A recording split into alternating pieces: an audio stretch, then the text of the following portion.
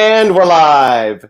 Good evening, ladies and gentlemen, and welcome to Big Girl and Friends. My name is Christopher Wilson, also known as Big Girl, and we are delighted to have you tonight on Thursday, April 30th. It is the last day of April.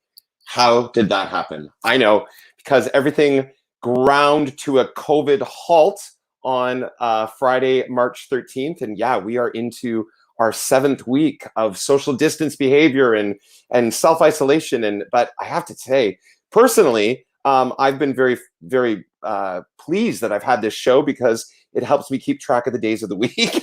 It helps me keep track of the day. It gives me some routine and schedule. I know that hasn't been the case for everyone, but we are super excited to have you here as we are going into our new month. So we've had some rain, so that, April showers are hopefully bringing May flowers. There's lots of spring springing up that we're really excited about. And speaking of excited, we've got a fabulous guest joining us tonight, which we're going to give due announcement, welcoming to the stream in about a moment when I bring on my co-host. In the interim, I wanted to remind you that this is an ongoing fundraiser for the Actors Fund of Canada at afchelps.ca. We have been so incredibly grateful for all of the donors that have supported us throughout the last 5.5 weeks. We are coming on to our 7th week starting next week. And I think, as of maybe tonight, we will have crested $20,000. If not, we're just super close to it, which is super exciting. As we talked about throughout COVID, the whole point of flattening the curve was that so we didn't overwhelm the healthcare system. But with all the artists across Canada, whether they're on stage or behind the camera, and not being able to work because of the scenario that we're in, an organization like AFC Helps, which is a lifeline to so many of us in our industry, has been overwhelmed. So every generous cent that everyone has donated thus far helps. And you can donate during the stream, you can donate after the stream, but if you donate during the stream, we can shout you out. And if you donate after and want to contribute to the Big Girl fundraising initiative, just put in your donation a note that you're connected to the fabulous guest tonight, who you all know, but I'm not going to announce him yet because that would wreck the format of the show. And we thank you sincerely for all of your generosity.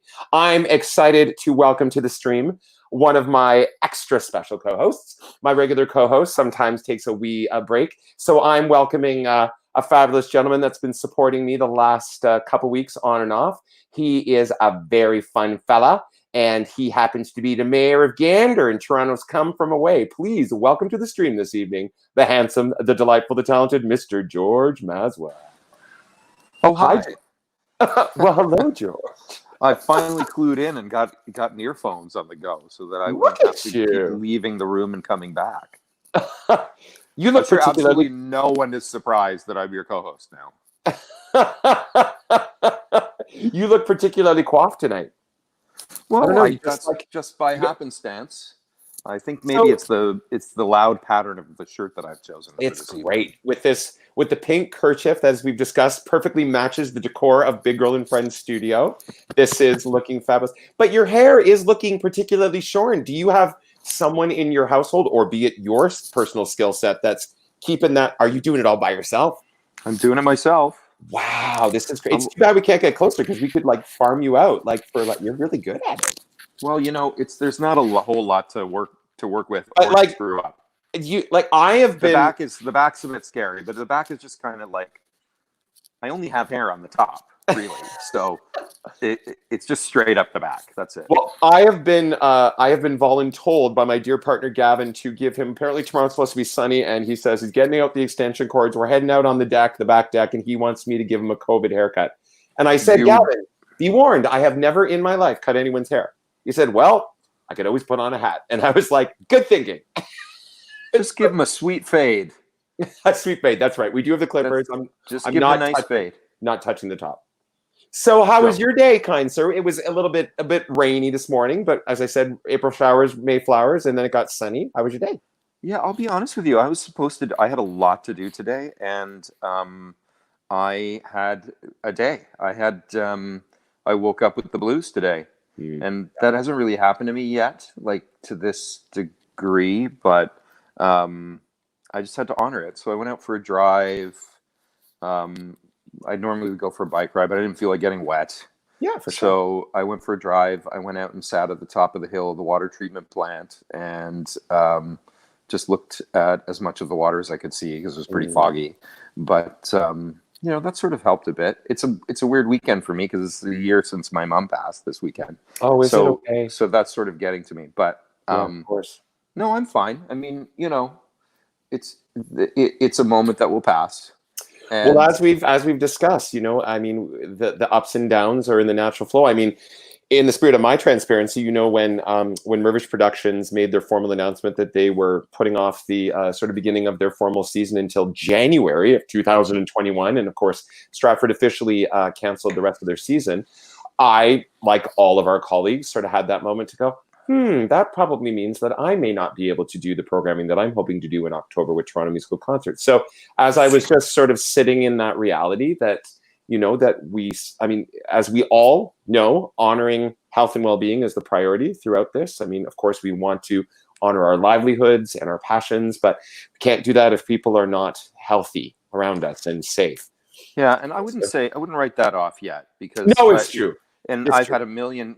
You get a million emails and texts and such when Mirvish makes any sort of an announcement that might affect your job. My job, being, I suppose, come from away, of course, when it comes back.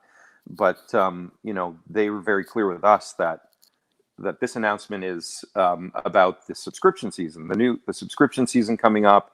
And they were responding to Andrew Lloyd Webber's comment the other day in the press that Glenn Sumi published about saying, theaters in Toronto are going to be closed till 2021. Well, not necessarily. I mean, his shows just aren't going to be running until then. And they, of course, wisely have postponed the subscription season. Yeah. But if Come From Away can come back sooner, it's coming back sooner. I mean, of course, we're ready to go. Everything's sitting there ready. Yeah. We'll just have to rehearse a bit and come back. So dust it off. It doesn't mean that everything is necessarily a shot for the rest of the year. It's possible, of course, but no. And as I say, people. I mean, everyone, any company in our beautiful country is going to want to bring art back as soon as it is safely possible to do so. Yeah, absolutely. So we'll just hold the space for that. And I thank you for sharing that. First off, you honored the fact that you were having a little bit of a down day. My partner Gavin was a little blue the last 2 days, and I love that connecting with nature is something that sort of helps bring some levity to you. And of course, nature's getting more springy. It is. It got really. When I went out, it was cold, and then by the time I came back, I'm only out for about an hour and a half, and by the time I came back, it was up to 13 degrees. Oh, I know, right?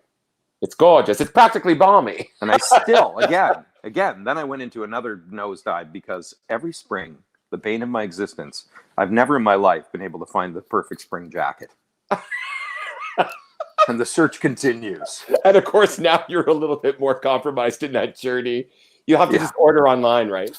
You have to order here's the choice. You have to order 10 coats, George, and then just try them all on. I'm just going to wait for next spring's line of PPE when it's less in demand and order myself a PPE spring jacket. Well, I am delighted to see your handsome face, and I'm inspired by your COVID cutting, and I will take your advice tomorrow as I'm unleashing the clippers on Gavin's sideburns. So I'll draw up a schematic and send it off. Good, like a play-by-play, like a football play. That's awesome. Yeah. That's awesome. Well, we are super excited to welcome one of our. Who have you got? Some hack that I found at the corner of Sherburne and Jarvis. No, this wonderful. I think that's how I met him. This wonderful artist he's an icon. I first actually I'll tell him where I first met him. He didn't know I met him, but he was my friend before. Boots, right? A cruise and tango. No. So this beautiful soul has graced the stages of basically every theater across Canada. He has done national tours. He has, as of late, become a playwright and so many things to talk about. And we're just thrilled to have this beautiful man with us from via the East Coast to Toronto. Please welcome to the stream, Mr. Beautiful SHAWN WRIGHT. Hey, bitches! Whoa! Hi, Sean. I'm going to take you out and bring you back in so he can go in the middle. Jenny Burke just wrote me on Instagram, so she's asked me how to make lasagna. I don't know. God bless. How nice to see you, George. How to make Likewise. lasagna. Doesn't she know you're on the show tonight? Oh no, she don't got internet. So how are you, my dear Sean? Where are you? You're in Toronto, are you not? I am in Toronto, yes. Well, as you know, I mean, we've all been stopped in our tracks. I was just about to get to opening night of Ghostlight in Halifax, just finished it in Winnipeg. And then, so I came back like 5 weeks earlier or something, and the percussionist from Come From Away, George's show, the wonderful Greg Hocko, is in my place. So I'm staying at my friend Mary Kelly's place. She's got a big house, and it's great. Hello, beautiful Mary. I've been to that beautiful home. Yeah, in the Junction. In the Junction, yeah, it's great. Yeah, so that's where I am, and just basically the thing I'm doing most is just receiving calls about everything that's my jobs that are canceled. The last one I got today, I think the last thing that I'm supposed to do in 2020 is now postponed. I don't think any of them have been canceled. They've been postponed. So we wait patiently, right? But we've all needed the rest, maybe. Yeah. So how have you been, I mean, aside from the obvious, I mean, we're dealing with this, but how have you been keeping yourself, you in particular, out of mischief during these isolating times?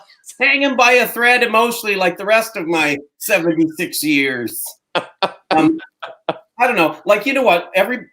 I sort of get antsy when I see that everybody's doing so much. Like, I went to get my mail at my condo, and Stephen Gallagher, the wonderful Stephen Gallagher, lives next door to me. And I said, so Stephen, you know, how you doing? Oh, well, you know, he said, great. Today I conducted a workshop online. I'm writing the 3rd draft of my 7th play and the next draft of my 8th play.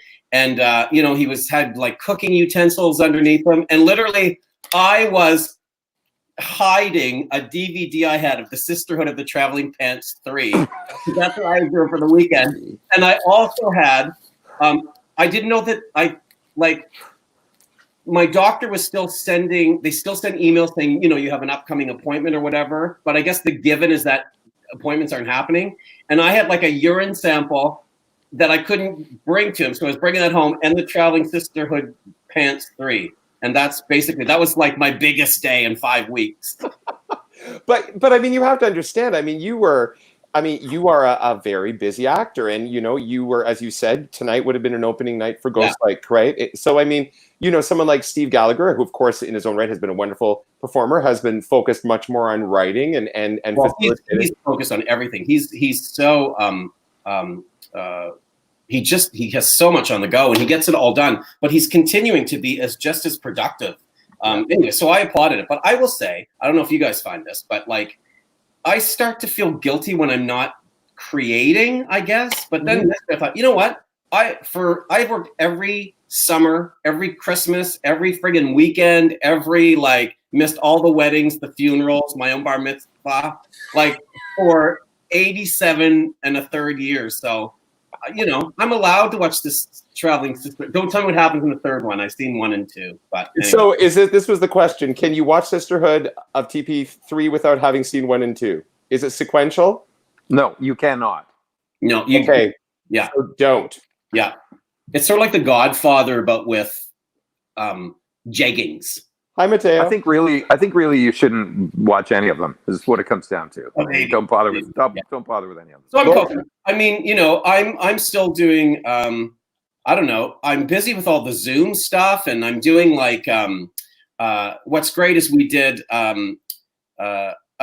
It's great because I'm seeing all the old folk, like the old people that I used to work with, like the Jersey Boys cast. We all. Oh, that was beautiful. It was a great video. That was great. Mamma Mia, our USA group, we're doing a thing on Zoom now. I mean, I don't know if we're doing a presentation, but we're meeting on Zoom. And like, I did a production of Androcles and the Lion at Shaw, and we're actually doing a scene from it. Like, it was 3 years ago. We're doing a scene from it on Zoom, and some exercises, some sort of fun exercises that Tim used to do with us. So Tim Carroll and the Shaw Festival are doing some really, really cool, innovative, online focused protests right now. And and I know, of course, you know, we were all expecting perhaps that they would announce, you know, their season being canceled as Stratford did. But I think because they've been so engaged in an online forum that they're finding alternative ways of delivering programming, which is so innovative and exciting. And it seems to be like all of the things that like 2020 might be sort of seems like it might be a write-off as far as, well, maybe Come From Will come back, and maybe things will come back in the fall. But there seems to be a promise in the air that a lot of the stuff, or most of the stuff that didn't make it to the stage in 2020, seems like it'll happen when things open up. So Yeah. I don't think people are going to miss much. Audiences, they're just going to get it a little bit later than expected. With a little bit more of an excitement to it. Don't you think, Joe? Yeah, it seems like seasons aren't going to be skipped. Yeah. They're not going to be completely omitted. They'll happen, just everything's pushed back a year. Yeah. They're just going to be. Oh my God, we've all been left back a year. That's right. Yeah. Enough for grade 2. 3 times. So, I mean, obviously, you maintain. I mean, you said it. When you're working as often as you are as a performing artist, so many people that are not in the industry, don't necessarily understand when you're doing 8 shows a week that you don't get to go to family functions and you don't get to have dinner with the regular people in the evenings. You don't get to parties. You missed your bat mitzvah, all that fun stuff. But so are you in this COVID time with this sort of forced time to chillax? Are you actually enjoying that time for yourself? Have there been moments? I really was initially, and I just have to get another second wind or something. I found like when everything was canceled and they said, we have to take a break because, it'll be at least a month, maybe longer. Mentally, I prepared for 1 week and my body loved it. I'm sleeping like the way I used to and eating, well and everything. And then when the 5th week rolled around, I realized I hadn't programmed my brain for past 5 weeks. Mm-hmm. I found I imploded a little bit. Like I had a little bit of, I don't know, like a sadness, I guess, Well, we're used to that kind of. Yeah. We're used to that kind of planning, right? I mean, I think I learned that from you, actually, Sean, way back. What's that? On my first gig was because I remember because we you get your head around the time frame that you're going to be away, right? So around the 7th week of an 8-week contract, for example, which I think that one was, you start to think, oh, it's time to move on. It's time to shut down what's going on here and get my head back into the next thing or my next or going home or whatever it is. Yeah. And so it's this was kind of like that. It's like, oh, maybe it's only going to be a month or maybe it's going to be 2 months or maybe, but now we just don't know. So we have to surrender to it. Yeah, I think in a way it's harder for people who aren't in the arts to get their head around in one way, who have sort of lost their job right now, because like a lot of people interview for one job in their lifetime and then they haven't, and it's amazing for them. Absolutely. We're interviewing all the time, right? Yes. And the jobs we get are anywhere from, we've all done one night things, like a week things. We've done things that are a month. I've done things that are 4 years. I've done things for an hour. An hour, 30 minutes. So we've done things that have been canceled before. We've not done things that have been canceled before they've started. Yeah. Oh, and George and I, we've done shows that, there were so many shows that you do that are big successes here in Canada, and that, there's the talk that they're going to New York and London, and we've done all of those. Yeah. Well, Sean, I mean, it's funny. The first time you and I worked together was in 1998 in the Mikado.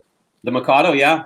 But the first time I ever saw you on stage was in Good News at the Shaw Festival when I was a kid growing up. Wow, yes. So when I saw all the likes of you and your beautiful colleagues, you guys were literally the inspiration when I was a little punk kid visiting my grandmother in downtown Niagara-on-the-Lake growing up on the Shaw Festival. So very cherished memories of watching you guys as the beginning of your career, you and Brian Hill, and treading the boards. Yeah, David Hogan, Brian Hill, Gail Hakala, Karen Wood, a whole bunch of them. And here I am now with the gray beard. I'm trying to sport. I'm calling myself Mini George. I'm just I'm vying for. I'm just Mini George. Well, it's my middle name actually, George. I didn't know that. My name is Christopher George Wilson. Yes. So there you go.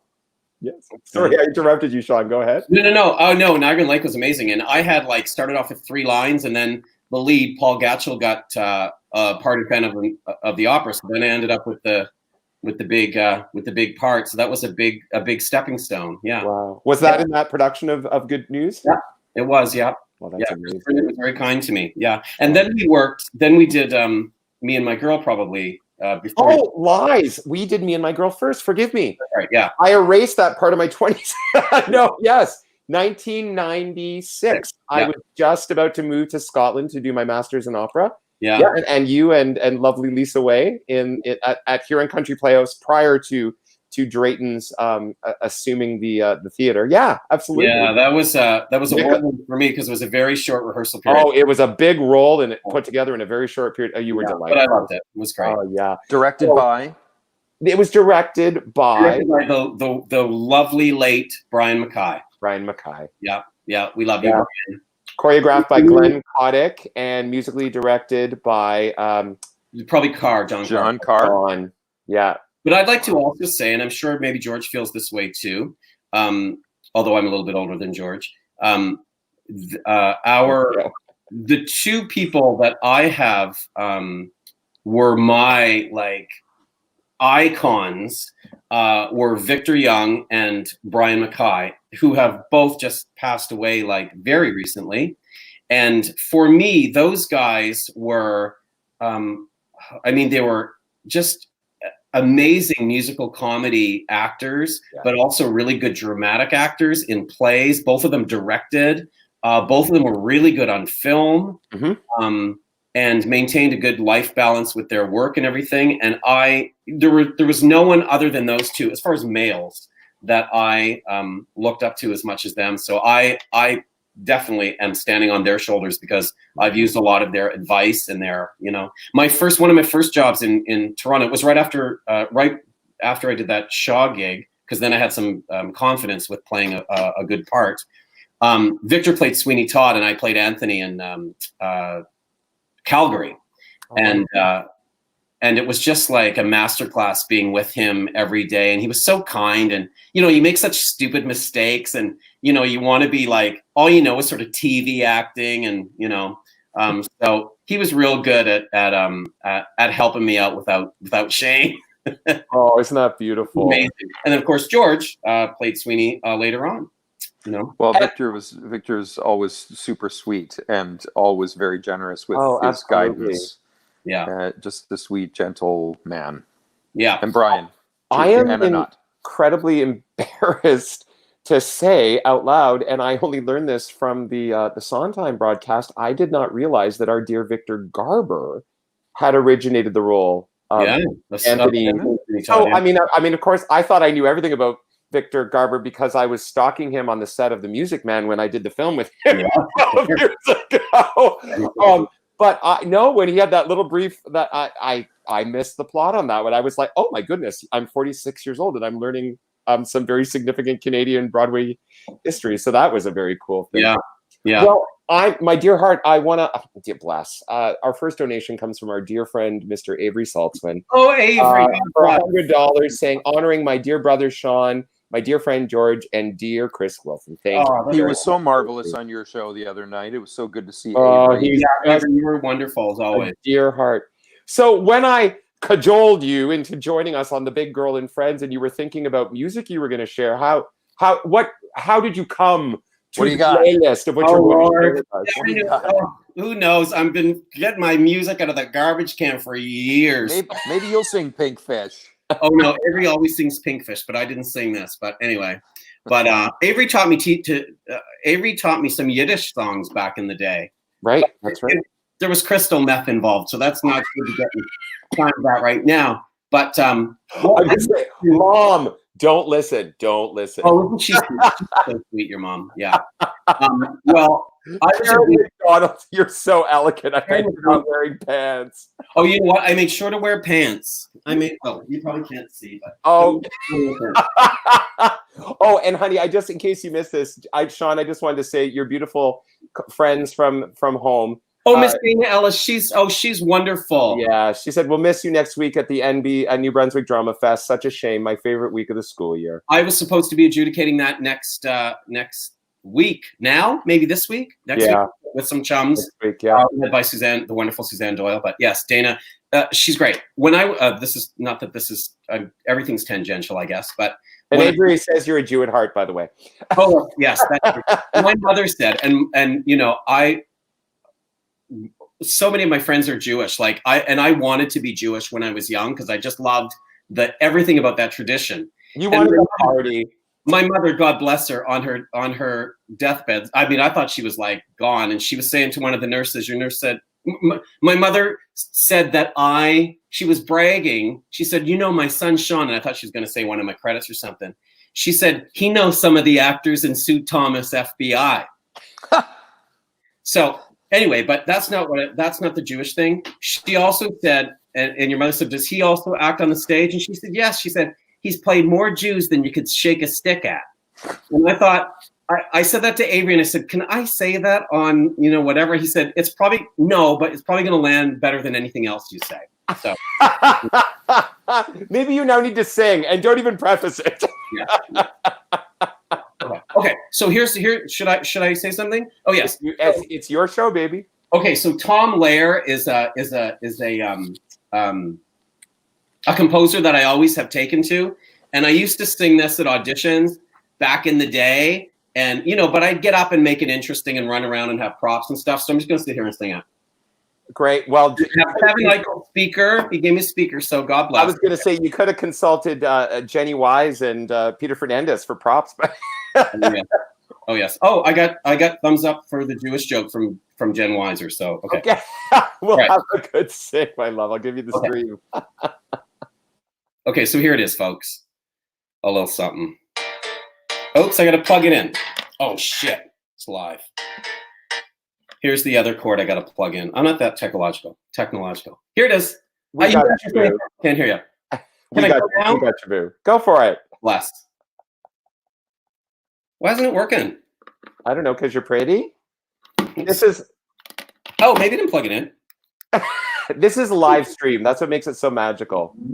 Oh, maybe this. Hear it before. Oh, I heard it go. Here it is. Yeah. Okay, take it away, babe. Give him hell. Here it is. Bless. Let me take my glasses off. Can't see a fucking thing. And I used to stand up doing this. I ache for the touch of your lips, dear, but much more for the touch of your whips, dear. You can raise welts like nobody else as we dance to the masochism tango.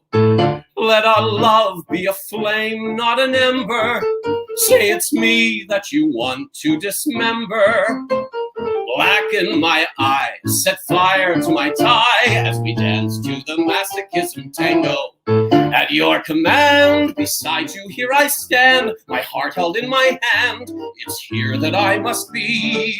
My heart entreats, just hear those savage beats, and go put on your cleats and come and travel me. Your heart's hard as stone or mahogany. That's why I'm in such exquisite agony. My soul is on fire. It's aflame with desire, which is why I perspire when we tango. You caught my nose in your left castanet, love. Those are the jokes, folks. I can feel the pain yet, love. Every time I hear drums, and I envy the rose that your teeth used to clench, love. When I tried something French, love, all I got was the thorn. Your eyes cast a spell that bewitches. The last time I needed 20 fucking stitches to sew up the gash you made with your lash as we dance to the masochism tango. Bash in my brains and make me scream with pain and kick me once again and say we'll never part. I know too well I'm underneath your spell, so darling, if you smell something burning, it's my heart. Take your cigarette from its holder and burn your initials in my shoulder. Say that you're mine, then fracture my spine as we dance to the masochism tango. Oh, my soul and body. Oh, God. I think, you tell me if I'm right about this. Did you sing that on that show and tell day at Napoleon? I don't know. I think Maybe. you did. Yeah, we had to sing the songs we auditioned for or something. Oh my God, it was the most terrifying moment of my life. Yeah. God bless. Yeah. Shawn Wright. Yes, my dear. Someone texted me while you were singing that beautiful song, Yeah. by the way, which was prepared by our lovely Mark Camilleri. Is that Mark did my piano accompaniment. Thank you, Mark. Oh, we love that. Yes, this beautiful soul was not content with the fact that you did not respond to the text about the lasagna, so she wanted to come on and just. Oh, Jesus, bless. Oh, for crying out loud. Make it all lasagna. Oh, my God, bless. Ladies and gentlemen, welcome to the stream, the fabulous Jenny Burr. I'm just gonna go. Hey, Jenny. I didn't want to upstage, so I'm just gonna go. See ya. Jenny. See ya. Oh, Mark Camilleri. That was amazing, Shawn. Hello, everyone. Now, Jenny has one of my mother's scarves because she loves scarves. Around her head. I don't know if it's still there. Is it? It sure is. Oh, bless. It sure is. Well, Jenny, I'm so thrilled you joined us. So, this is what I call the Big Girl Friends of Big Girl Friends segment. What an honor. First of all, can I just say, Shawn, that was unbelievable. Oh, Jesus. Oh, fuck. I'm hanging by a thread. I got nothing going for me. Secondly, may I say, George, you look stunning in your ascot. It's like memories of Rod Maxwell are happening here. Oh, my God. I'm taking it off. I mean, God love him. God love him. Third of all, big girl, from the community to your heart, thank you for what you've been doing. Thank you. I can't believe what you've done. I mean, you could have just direct deposited it right into my account and skipped the middleman, but fair enough. Oh, such a treat. I mean, I said every night, to have this beautiful, I get this captivating audience with some of the most treasured people I adore. It's like 7 o'clock party time in my house every night. It's so great. It's almost like this has to be. There should be a time capsule made from this period of time, and there should be the theater communities, the musical theater communities, and the theater community at large's contribution should be the box set of these shows. Well, blast! It's so. I mean, it's so exciting. I was thrilled. With what Nick Green created with the. Nick Green. Oh, forgive me. My brain. The festival. It's called the Social Distancing Festival. Thank you very much. Yeah, just documenting so many wonderful things. So, I mean, I wanted to, Shawn, Jenny, I'm going to keep you here for a while because you're just so fabulous, gorgeous. So, Shawn, what are the things? So, I'm curious about how, because I think, if I'm not mistaken, that you and this beautiful soul, did you meet at school?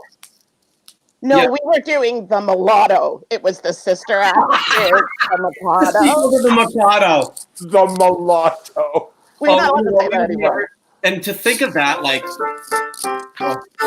Camilleri. Oh, God bless us. That was not right. But anyway, yeah, Jenny and I met when she was at Sheridan, and I had not gotten into one theater school.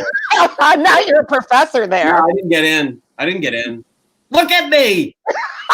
Hanging by a thread, lazy eye. Avery Saltzman said, when I said, how did it go on the Big Girl Show? He said, you don't know where to look. You don't know where to look. You don't know where to look when you're singing. You don't know where to look. Anyway, it sounded like it became the opening of The Music Man. Anyway, so you don't know where to look. I was singing to I don't know. No, I know. Everything seems backwards. Yeah. And it's Yes. That's what I meant. But for Truth O'Clock, you didn't get into theater school? No, I didn't. No. So, okay, let's back this up a little bit. But you didn't apply. Did you apply? I did. And they know that now that you're a professor there? Well, yeah, that's the thing. Now I'm teaching the things that they thought were valuable to the kids. Poor souls. Shawn, you grew up in New Brunswick. Watching my sister Paula, who I love, and everyone else. Love you. All your beautiful people. And bless them that we had to tell them it was 8 o'clock Atlantic time. Yeah. Yeah. I think the pandemic's over because it's gone on so long, but go on. I just want to see, so you grew up in New Brunswick. So what was your pivotal moment where you were like, I want to do this? Well, I was lucky to have a mother who was on the stage. my beloved mother, Regina, who people may have heard of. I was the youngest. My mother had 7 kids in 10 years. When I was born, I was number 7. My sister was 10. Can you imagine? Anyway, so my mother gave up the stage when she had all the kids. Once 6 of them were in school, there was me left. She said, bitch, you and I are going to the theater. I'll babysit you there, but I got to be on the stage. And my mother was like this beautiful, saintly, wonderful pillar of the church. So anyway, I'd sit in the wings and my mother would play whores and bank robbers and convicts and everything, and then we just go home. So that was my ticket in. That's when I thought I want to play a whore like my mother is. How old do you remember being the first time you saw your mother on stage? Like, what was the first role that you remember her performing in? I think it was probably 5. My sister Paula will tell you this. My mother, bless her, it was a Catholic parish. She chose the shows and sometimes would write them. And I don't know what you just did, George, but I went Can we horizontal. see more of your fat? I went horizontal. Oh, let me say one thing. My mother, the first thing I saw in her in was an interracial romance that she wrote. So she was in love with a black actor. Well, I mean, the character was. And that wasn't Mulatto the first incarnation. Yeah, Jenny Burke was her child. And I sat in the front row with my father. Okay, stop. Sorry. Oh, God. I can't believe now my mother's story, that sweet little woman in the grave, has been reduced to like the Brady Bunch graphics and Jenny Burke with a weave from the Dollarama. No, you rewatched it again. It's really good. Well, I was just going to say, I'm assuming that everyone watching the show knows this, but for anyone who ends up watching this stream after the fact and doesn't know, Sean wrote a beautiful, beautiful piece of theater called Ghostlight, which was an homage to his wonderful mother and his relationship to her that has started in Toronto and has been touring across Canada. And as it was supposed to perform this evening at the Neptune Theatre in Halifax, but so many of these beautiful anecdotes have been, it's been published, has it not, my love? Yeah, yep, it has, yeah. It was the craziest thing, you know. I wrote it and then I brought it to Toronto for 3 performances. Oh my gosh, Danny Balkwell, hi. Wow. Oh my Lord, Mr. Danny Balkwell. All the way from Saskatchewan, if I'm not mistaken.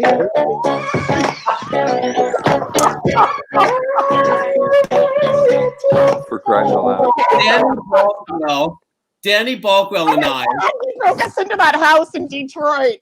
Made Jenny Burke break into a house in Detroit, and we watched TV one night. But they were the best day. With Charles Azulay. And Jenny ended up dating the man whose house she broke into. Actually, I think I did too. But so, her name is Charles Azulay, and I will have to have her be respected on the street. Yeah. Oh, thank you. All the way love to Saskatchewan. So, love you, Danny. Love you, Danny. So, Sean, you saw your mom perform, and you didn't get into theater school, and along the way you met this crazy soul. And I remember a very iconic photo. Triggered. Oh, dear. Oh no, my dear Jenny, I remember a photo. Boundaries. And it's an anecdote from Ghostlight, if I'm not mistaken. I don't know I can't remember if I made the show or if you just told me about being chased around a kitchen with a knife. Oh, there's a photo of you holding a knife, is there not, Jenny? Let me tell this. My mother used to. Oh, Jenny, if you don't mind, it is my show. Please take it. My mother, it was hard to get us to go to bed, so my mother would pretend that she would be possessed by a demon, and then she'd have like vacant eyes, and her hand would get all like brandy, and she'd pick up a knife in the kitchen, and then she'd slowly start towards us and would make it face us to go to bed. Jenny Burke loved that story. So Jenny Burke went to New Brunswick. I wasn't there at the time. I was doing the show at Theatre New Brunswick. Yes, and you can take it now, Jen. Well, no, it's okay. Like, I just wanted to drop one credit before I got cut off. That's all. Go on. Yeah, so Jenny went to New Brunswick, and she asked my mother, and my mother was elderly at that point, if she would chase Jenny with a knife. So I have a picture of my mother, elderly mother, chasing Jenny with a knife, and she by mistake cut half of Jenny's weave off. Cut to the global pandemic here. Yeah. So she's been wearing scarves ever since. I mean, Jenny and Sean, we know. So is Jenny? Are you wearing one of Dear Virginia's one of her? No, I have her scarves. I'm probably gonna hang myself with one in a minute, but but until that moment, yeah, no, that's the truth. That's the truth. That's the truth. Truth o'clock. Yeah. Okay. So you two have been very dear friends. Have you guys? How many? Guys, sorry. We did boomers. We did one. George laughed or got kicked off. I don't know which happened. So yes, I think you're answering the. What shows have you performed in? We did Boomers, which was the show at Stage West, and then we also did Bat Boy the musical. Oh, of course, yes, I saw that. Yeah, and did a lot of careers. Okay, listen to this. Speaking of pandemic, a plague went through that company, and Jenny was playing a black. Well, obviously, she was playing a black male preacher. It was a stretch. Times were so great then that everybody had a job. The only person they could find to understudy her at short notice and went on was Ms. Gilroy. Fabulous. And is that where you met Laura Caswell? Because she said earlier, she said too. Biatch, you better tap dance. I can't breathe right now. Yeah. I literally have got COVID. I gotta go. Oh God. Okay, yeah, no, there's some really good moments. I'll share that we had another beautiful donation from our dear friend Mr. Evan Bueling for $100, who said, Evan, stick it in my bank account. Evan Bueling said $100 if Shawn Wright gives us a little Lord of the Rings. Yeah. Evan and I did Lord of the Rings together. I was on 10-foot stilts for whatever a year. I have no audio. Sorry. Can you hear us now, George? Yes. Hi, George. On the song here. Jenny, what is your? It can be on stage, it can be in life, and we'll invite you to stay for the show. I mean, we'll get him singing again. What is your most cherished memory of dear Shawn Wright? I'm putting you on the spot. That's a really good question. I did one performance for you alone. This one. Earlier this year, I was in Winnipeg, and actually, no, I was there for a wedding on my way to do something, and Shawn was rehearsing Ghostlight, and the one day that I could see it before it opened, him and his lovely director allowed me to sit in the final rehearsal for their audience. So he did a command performance just for me, and that's super beautiful. And especially because you knew his mom, that's so special. Yeah, it was. I mean, it wasn't really worth the trip, but it was a really good moment too, for sure. No, it was so beautiful. It was so beautiful. I have cherished moments with all three of you women up there. So I have the cherished moment of you high kicking on the set. Me? Oh, I thought you were talking and having Kathleen tell you to please stop, focus. And then I'm writing you that solo moment in our rehearsal. So gold. George, how many treasured moments do I have with you? We have some Montreal treasured moments, don't we?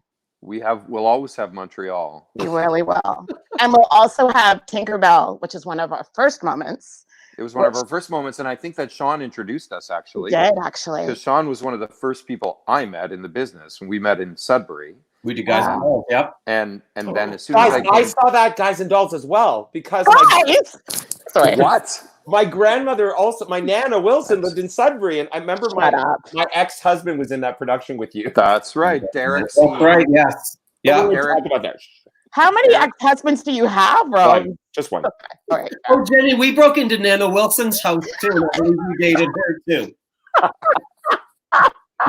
Okay, Sean, we're gonna be Jenny. We're gonna kick you out, but we're gonna ask. The pandemic is over now. Okay, this has gone on too long. Okay, I love you Jenny, all. stay backstage and watch the social. Hold on, wait. I have exit music. Okay, just come into my frame with me. Okay. Oh my God, I would love to be. Give us the exit music, Jenny. Give it to us, baby. I don't know. Should I go with Lizzo or Ethel Merman Disco? Ethel. Okay, wait for it. Wait. It's not gonna be worth. Nothing is worth it. Okay, I can do it. Hold on. Oh fuck. Okay. Sorry. Can we swear? This episode needs to be Netflix mini. Oh my God, I'm taking my Ativan now. I'm already taking mine. I learned about this song from Mark Bellamy. Did you know Ethel made a disco album? Okay. I don't want on stage, but See you soon. Only the cat can see that I'm twerking. Oh my god. Oh wait. Oh my gosh. You have lights. it's my orbs, baby. Oh, okay. I can bring you back. Okay. Oh, God. If only she'd had time to prepare for this. Jay. Oh. Wow, Oh my Sean, God. what can we oh my goodness, that was I should have odd. prepared like she did with the props and everything. Blessed. Would you sing for us, my dear heart? Would you take us in a totally different direction? Okay, I'll take you in a different direction. There was the big Sondheim concert on Stephen Sondheim has, of course, been like so Iconic. so iconic for a composer for all of us. We've all done his stuff, and I've done a lot of his roles, and I've done a few sort of review things. And there was one that I did with Barbara Fulton, who's now in Come From Away with George. Of course. And we did an evening, and I think it was when he turned, what did he just turn 90? I think he just turned 90. Maybe he was 80 or 75. 70 or something. Oh, if anybody's looking, I'm getting all these messages, dings on my phone, so nobody texts me for like 10 minutes or something. Thank you. As if they're watching. But anyway, so Barb and I did songs from Passion, his show Passion, which was his most recent. And he had said that it was the first time he ever was in love when he wrote that. He was 65 years old. I think he was 65 or 70. 65, I think. So anyway, Barb did a very popular song from that show called Loving You. Mm-hmm. And then I did a shorter one, which I will do now. Beautiful. Called No One Has Ever Loved Me. So I'm going to try that one. Thank you, my darling. Okay. Are you plugged in? I am. Let's see. Knock 'em dead. Thanks. I guess I got to turn it on again. Do I? Yeah, your mic might be, your speaker might shut it down. Oh, it came out. My speaker was so mortified by Jenny's weave. It actually disconnected itself. I can't believe she's using the same choices she used in Big River at Drayton in 1972. Sarah, well, that might be complicated for him, Sarah Jean, but thank you. Oh, what is she asking? Hi, Sarah Jean. Put it on airplane mode, she said, but anyway. Oh, this is it. Bless. Okay, it's very short, you guys, but here it is. Okay.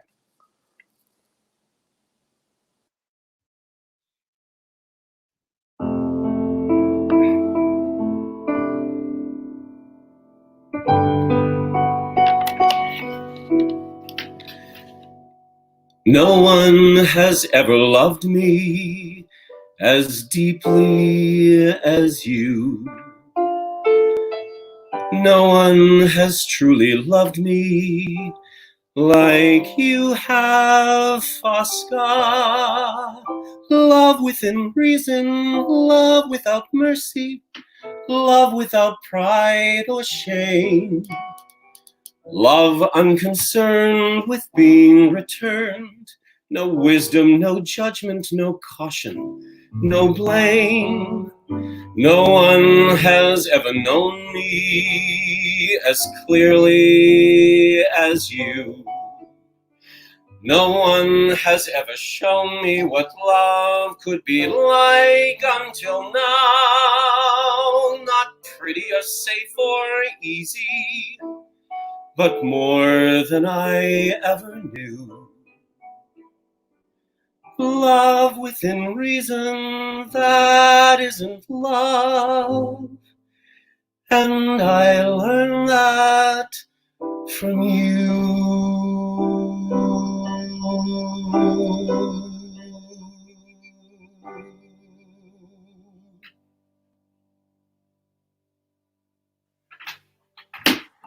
Bravo. What a beautiful piece.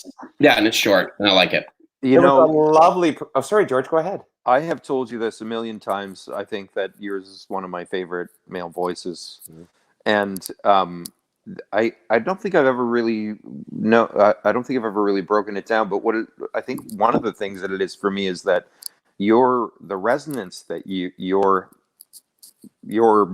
head creates, I suppose, your space creates, is entirely unique. There's no, when you hear Shawn Wright's voice, you know it's Shawn Wright singing. Your resonance is really spectacular and enviable.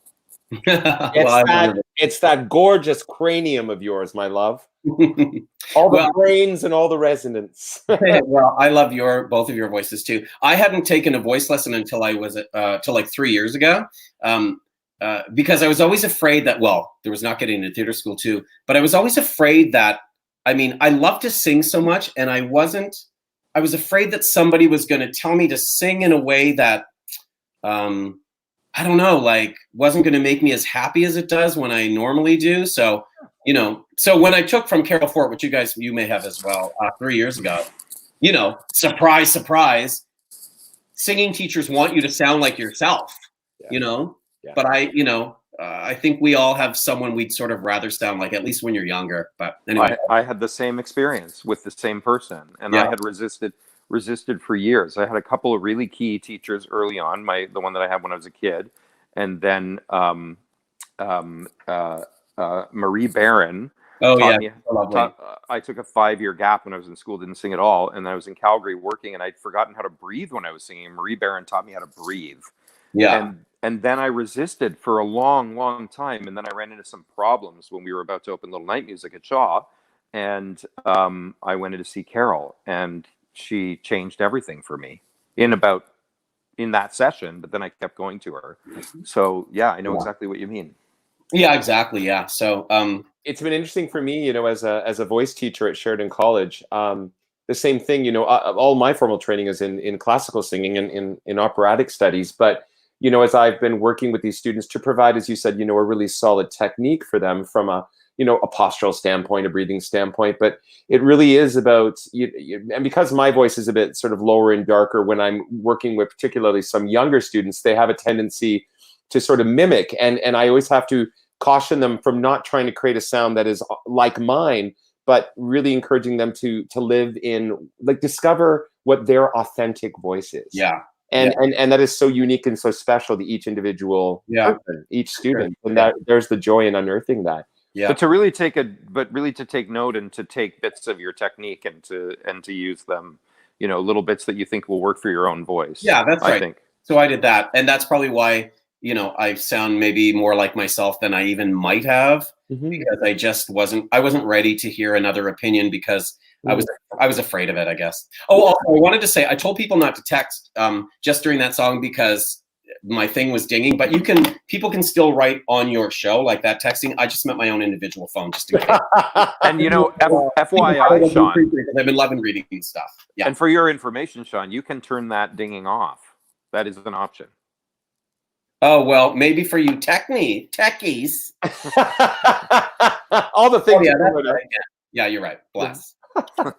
So, Shawn, speaking of education, so I mean, you made your tongue in cheek, you know, that you didn't do theater school, but you know, I can, without, you know, making you feel uncomfortable, putting you on the spot, as a fellow faculty member, I can speak with great confidence of the joy that the students at Sheridan College have expressed in working with you in the one-on-one tutorials, through acting, in the directorial projects such as the Company project, when they're doing the first act of Stephen Sondheim's Company.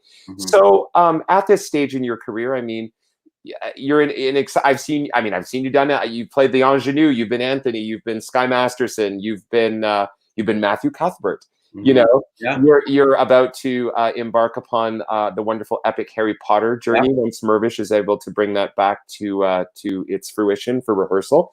But at this point of your career, even still performing, writing, how do you find imparting your knowledge and working with young artists? What does that do for you, and how does that make you feel at this stage of your career? Well, I will say that, you know, I didn't go to theater school, but what I did do while I was the age that I would have been in 4 years of theater school, I auditioned for stuff, and then I was getting stuff, but I would play like servants, I'd play small parts, and I would watch from the wings, and especially the comic masters, right? The older comic actresses and actors.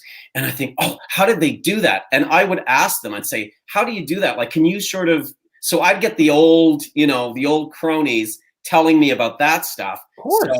So, I'm sort of in that way, like I tell the kids usually on the first day, I'm probably different from your teachers a little bit because I don't have a particular school of thought that I teach from or a technique, but I can just say, it seems to work when a person or like, how would you say this? And then they'll say it. And then I need to sort of see how they do it and then think, oh, well, let's sort of tweak that a little bit.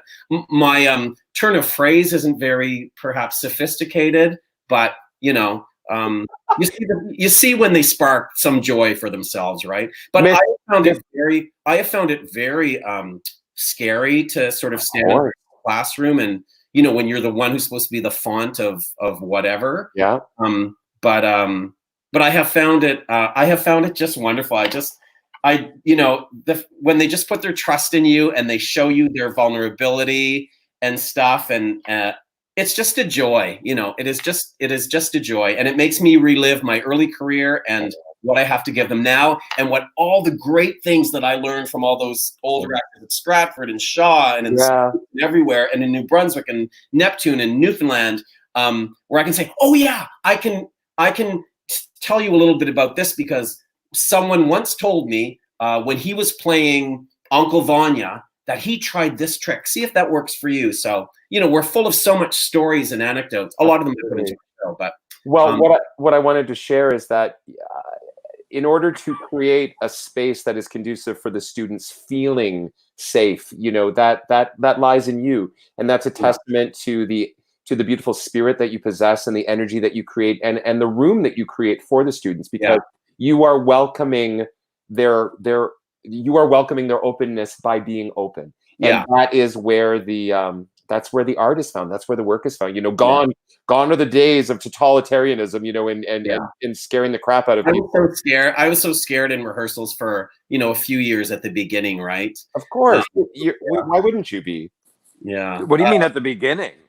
Yeah, no, I still am a little bit. Yeah. But, Kyle shared that Kyle Galemba, Sean was my mentor at the first season of Stratford. He's a wonderful source of knowledge and grace. We also call him Tormentor. Yeah. And Dana Ellis said, what student once referred to Sean as the drama fest judge who called everyone bitch. That's Hashtag educating your youth. Thank you, Dana. That's what I say to I call the kids. And what they're not kids, they're students, they're adults. But the first high school, they're adolescents. Yeah. Oh no. Yeah. The drama fest for sure. But I know in schools, like what I do is like, when they're, past 18 or whatever, I say, I love the term bitch as like a term of endearment. Like if you have a problem with it, just tell me and I won't say it, but it has it's not associated with a gender or anything. But I find it like somebody else would say like, chum or something like that. Like I find it so sweet, And I got it from Eddie Murphy. Eddie Murphy's one of his movies where he went to jail and he wanted to appear sort of tough on the first day. And in order to gain confidence, he said, "Where's my bitches?" And then they all had respect for him. That was the equivalent to me of Julie Andrews singing "I Have Confidence in Sunshine." Oh, isn't that lovely? Yeah. Anyway, I just want to say to Kelly Hall, Kelly, that bitch's fucking bits are all stolen from other people. I know I stole my bits from my mother because she's so hilarious and talented, and everybody else too. I steal from the kids. Like there's some sessions I'll do like with one of the actors at Sheridan, like one of the students, and it's so good and it's so funny. And I might say, well, I don't know if that's the best one for you to do. Try something else. And then I'll take that and then I'll nail it in an audition. And then that kid won't get work for 30 years. I don't do that. But I will honestly tell them to do it. But I'll say, if I'm auditioning for something for a part that's like 7,000 years old, would you mind if I use that piece too? Because let a bitch get a job, at 107 years old too. There be flattered. I used to have this idea of SHAWN WRIGHT at home, Sean's life at home. So work all day, work, talk to friends all night, and then sit in an armchair all night, trying not to fall asleep, thinking of bits. Yeah. Coming up with new bits for the next day. Mm-hmm. Yeah. Well, Sean, we're getting close to your dedicated. He's dedicated. Yes, he is dedicated. Hey. Tomorrow we are continuing on Friday night with a beautiful songstress, the gorgeous Alexis Gordon, star of Stratford Festival, a beautiful girl. We're so thrilled to hear her dulcet tones tomorrow evening. If you're following us on the social media or shouting us out, give us a hashtag Big Girl and Friends. And Shawn, my gosh, I mean, we could do this for 3 hours. You're just such a joy. Oh, thanks. It has been such an honor to bear witness to your career, and just in spite of all the things that you've done, you have just been this beautiful, humble, kind, open soul. You are available to your colleagues, to your students, and it is just and a dream of a performer. And a wonderful writer. So thank you. Oh, thank you. Well, I will attribute that as my mother. One of the big things my mother taught me was, she said, if you even think of an impulse that says, God, that person's amazing, or like, God, she looks so nice in that color, or boy, that man was so nice to his kid there. My mother said, go with that impulse. Go with that impulse. You will be sorry that you didn't. It might not always be welcomed, but if you really mean it, and I say that to the kids too, like, don't be phony about it. If you don't think it, don't say it. But if you see something, especially somebody who's performing something, and just think, that was amazing, wait at the stage door and tell that person, they'll love it. Thank you. Yeah. Will you sing us out with song? I gotta find it, bitch. We're here for you. Okay, so Mark Camilleri, bless him, put 2 Tom Lehrer songs on my thing. I think he had an extra bar, but I couldn't make him do it again. And it's right on my vocal break, and I got a hole in my trachea from crystal meth. Okay, here it is. I got a hole in my trach, not from meth, but we won't talk about that's right, yeah. I did have a trach. Oh, okay. It's good. It's a good prop. See, that turns off when you don't use it, eh? It does. Okay. That's why Sarah Jean said put it on airplane mode, but we won't talk about that. It is great. I don't know. Just using a reel to reel. Okay. Jeez. Do I remember this one? Spring is here, a suppering is here. Life is Miss Vicky's and life is beer. I think the loveliest time of the year is the spring. Don't you, bitch? I know you do, bitch. But there's one thing that makes spring complete for me. How do you turn this up? And makes every Sunday a treat for me. All the world seems in tune on a spring afternoon when we're poisoning pigeons in the park. It's too fast, Mark. Every Sunday you'll see my sweetheart and me when we're poisoning pigeons in the park. When they see us coming, the birdies all try and hide, but they still go for peanuts when coated with cyanide. The sun shining bright, everything seems all right when we're poisoning pigeons in the park. SHAWN WRIGHT Talent House, 416-960-9686. Oh shit, what's this next part? We gained notoriety. We gained notoriety and caused much anxiety in the Audubon Society with our games. You'd call it impiety and lack of propriety and such a variety of unpleasant names. But bitch, it's not against any religion to want to dispose of a pigeon. So if Sunday you're free, why don't you go with me and we'll poison the pigeons in the park. This is a good speaker. And maybe we'll do in a squirrel or two when we poison the pigeons in the park. Look how much water I've drank. We'll murder them all against laughter and merriment, except for the ones we bring home to experiment. My pulse will be quickening with each ounce of strychnine we feed to a pigeon. It just takes a smidgen to poison the pigeons in the pig. Oh my God, that's terrible. I couldn't remember nothing. Jeez. Oh, bless. Anyway, bless. I was going to do the Sally Jesse Raphael and laughing. Oh, let me just say one thing in passing. I had this thing, I couldn't get it written in time, but I was going to do, Jolene. She's online and she thinks it's COVID. Please come take the man. Anyway, I was going to change it to COVID. Jenny Burke is going to take your man. Anyway, it's not even funny. I can't believe you're back, Jenny. You didn't land nothing the first bet. Anyway. First of all, I have a new boyfriend now, and his name is Serb, and we're going to be together for the rest of the summer. Thank you very much. I know how much he's paying a month. 4 months out of 7. Second of all, Sean, I found your mama's scarf and I'm wearing it in her Oh, honor. loved you. So I know. Actually, I can honestly say that I have had the great privilege of meeting all three of your mothers. And, well, I am sure that they, from wherever they are in the realms, are so proud of their beautiful, beautiful boys. Yeah. And we love Miss Ruby Burke, too. Ruby B, High Priestess.